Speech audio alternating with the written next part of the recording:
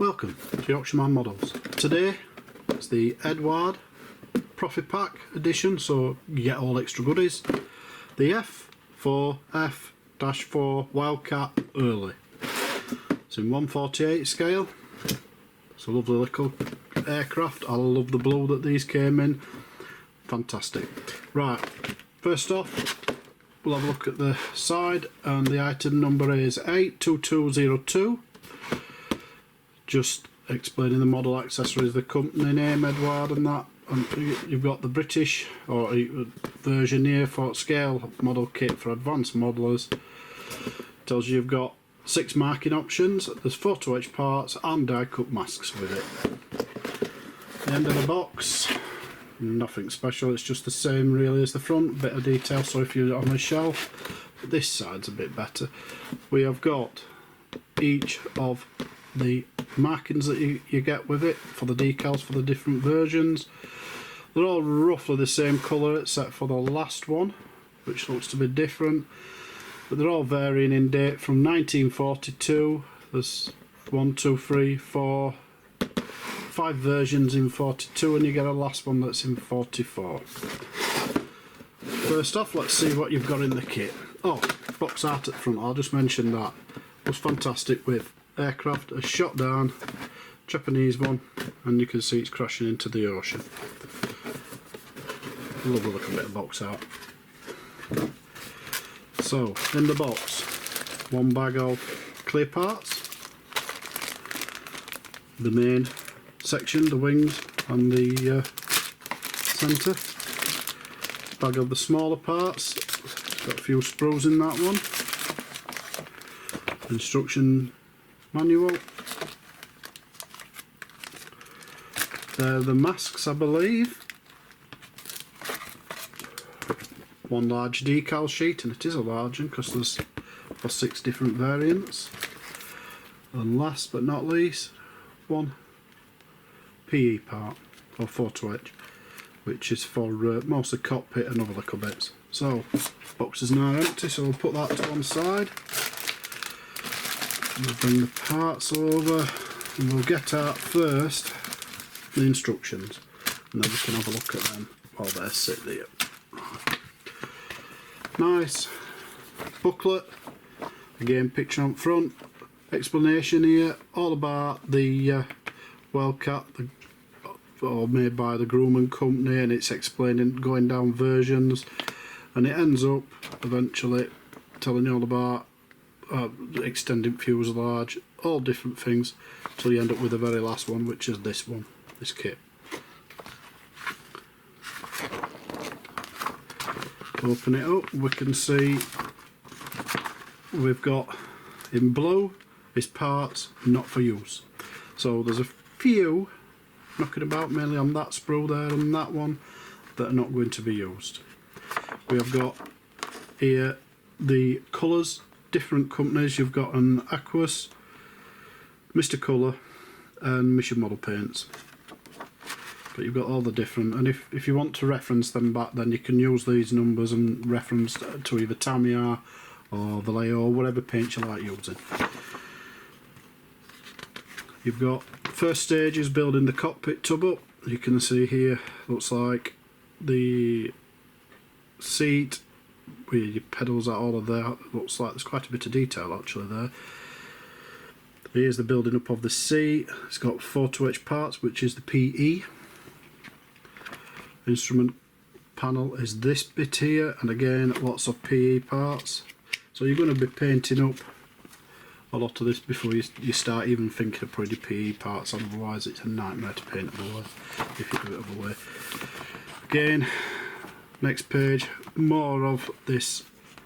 Looks like the cockpit finishing off, and then it looks like you're starting to then assemble the centre section. It might even be nose that. I'm not 100% sure, I haven't really checked it out. And then you've got more PE parts being fitted in various areas. This one, you buy now, you're coming down and you're assembling the actual cockpit. Yeah, it looks like it's where the engine would have been, but stuff like there. I think it's engine, or it might have been a rear engine one actually, looking at it. But anyway, all these parts here coming together. The wings again built and put together. More for the I'm sure it's the engine section there. Definitely not rear engine, can't be, not with that. Going on, doing your tail section, and it's really coming together now. You can see we're already down here, and we're moving on very quickly now.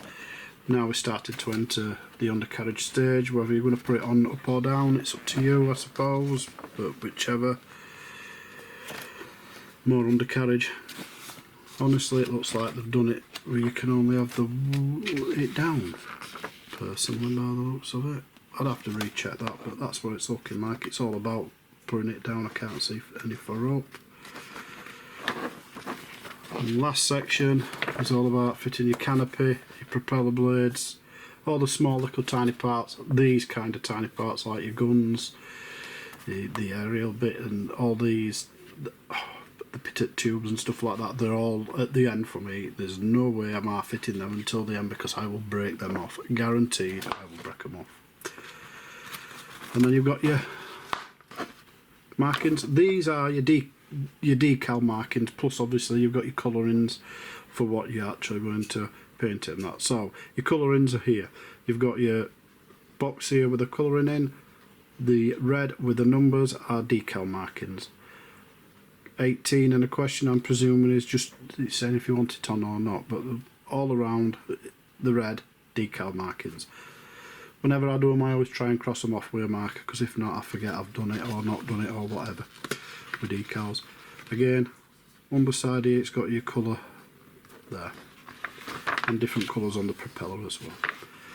Come to this side, that one there, that's one of the the Enterprise 1942 version. That's the USSR knit version, again 42, another Enterprise 42 version. They all look very nice. They look like a lighter blue than this one. We've got the Saratoga version, the Ranger, and last but not least, the Daytona Beach one for United States of America 1944. Nice, clear instruction sheet, should I say. I do like them. I find Eduards are one of the better ones, as in for colourings and for showing you detail on where stuff goes together and how it goes together. So that's the instructions out of the way. We will now do the parts. I think we'll start with a clear bag first. Right, oh, I don't need that knife for that yet.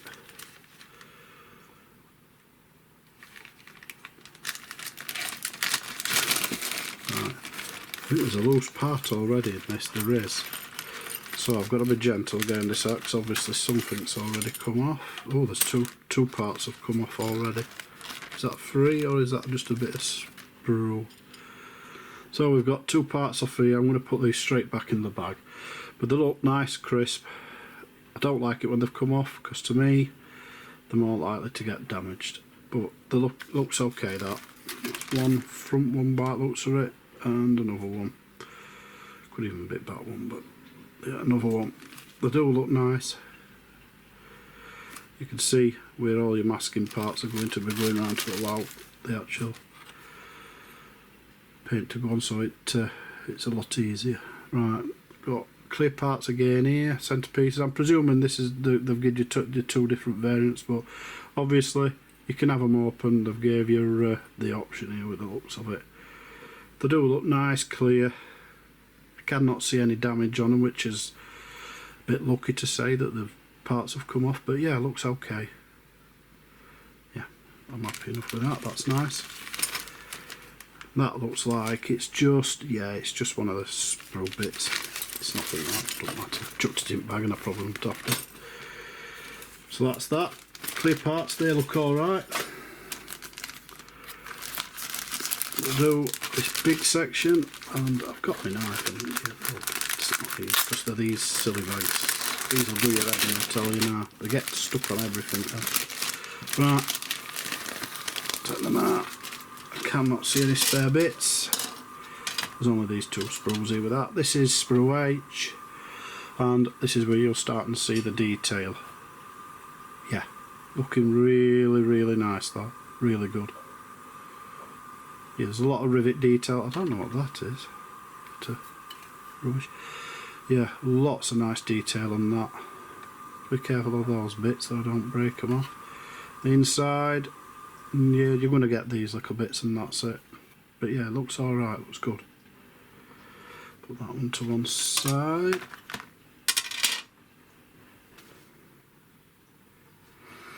This bit, well, that's a bit. This sprue is the B sprue, and this is your main hull bit. So you can see how long you're going to be looking at and how wide if you put them together like that, roughly. It's not that bad. It's not a big aircraft.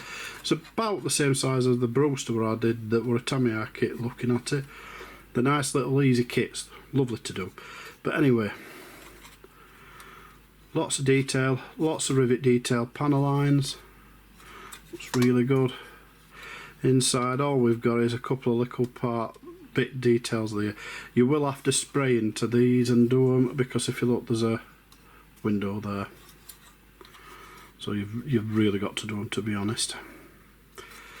But yeah, look, they look good. Yes, part B, sprue B, that one. There's only 2 parts, 1, 2. So that's that one out of the way. We'll go to the big bag now. One there.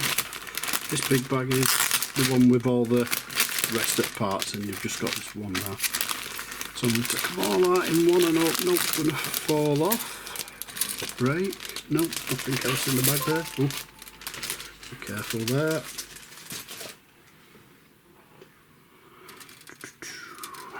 Right. Just move them ones there. Your first bit. So this is the cockpit section you're seeing here, and you can see obviously that's where his column stick goes. Lots of little rivet details, raised edges, lovely, really nice for a 1/48 scale. Really liking that. A little bit of flash on these parts here I can see on that one and that. It's not a lot, it's just a little bit of edge there, but it'll take, you have to be careful getting it off, trimming it off. We've got lovely little detail parts around. There's the seat. Very nice. Lots of, I'm presuming a lot of this is going to be your undercarriage.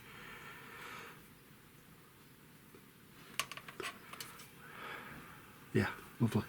Very nice part. And that is the sprue L. So you can see. And we'll do this one now, and this one looks more of the tail sections. Got some lots of tail sections. This looks like the fuel tank, possibly bombs. 2, is it, or 1? Oh no, another one this side. Yes, so you've got 2 bombs by the looks. You've got, looks like more cockpit parts for detail if you're going to use them, or you might have already got PE parts to go on instead of them. Small black looks like engine bits. And then you've got your cannons there. Tail hook by the looks for when it were landing, so it could grab. Yeah, lovely little bits. They've got lots of details like these here, all the detail on this, and that's going to be hidden underneath. Because that's what, by the looks, it's where it's housed. Yep. But very nice. Backs of them, yeah, just the usual. You can see there all the rivet details on that. That's very, very good. Put that to one side. Oh, that was before I move it. Sprue M. And this is the last sprue, and we've got the engine surrounds. We've got more of the propeller stuff to do with it around here. Lots of this. This looks more like the actual. And well, propeller engine section, all of that here. Got a few more bits here that could be the cockpit. They look like it to me, but yeah, you can see with these nice panel lines, rivet markings on there, lovely little detail there. You can feel it's got lovely little grooves in it. Same on that part there, and that one's just full of detail there if you look. other than that, it's a sprue and this one, and it does look very impressive. Cannot see any real flash or anything on this one. I think it's just that other one in that corner it looked like. But other than that, most of these sprues have look fantastic. Right, the Footwatch parts does explain on it. It is for the early Wildcat. Just try and get it closer for you. See if I can. In fact, if I take that out, usually this helps for to highlight them with the background. Yeah, that's a bit better. Right, you can see there it tells you the F4F4 early Wildcat and scale and company Eduard and where it's made. The year's Eduard 2022, so quite new. And you've got your cockpit. Well, for the instrument panel here, looks like seat belts, more instrument panel and stuff, because whatever it's this greeny colour that usually states it's inside cockpit, because that's what colour they did them. You've got, by the looks of that, the crosshairs, quite a lot of detail there. Some, well, look like vent covers, more seat belt. They are tiny though, them there, I don't know what they're for. Well, these little teeny tiny parts, I struggle fitting them, especially with the super glue you use for photo etch. I do find it hard, but it does make a massive difference when you do them. It does make them look well. I'll put that back in here so I don't damage any of it.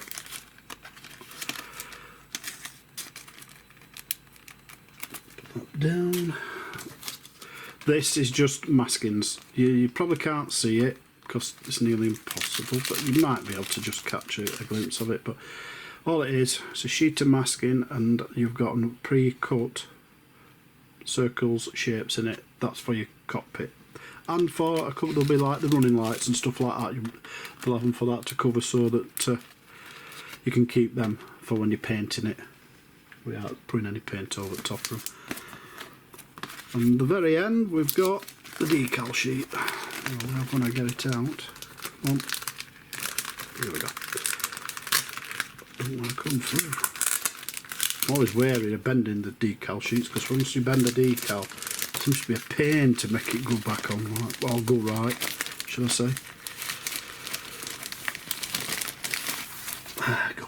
Right. First off, I'll take, there's a paper cover over it, just to protect it. And you've got some lovely roundels. I do not know if these are the peelable ones. Honestly, they look like they are, because they've got a nice big edging what you can get the blade under.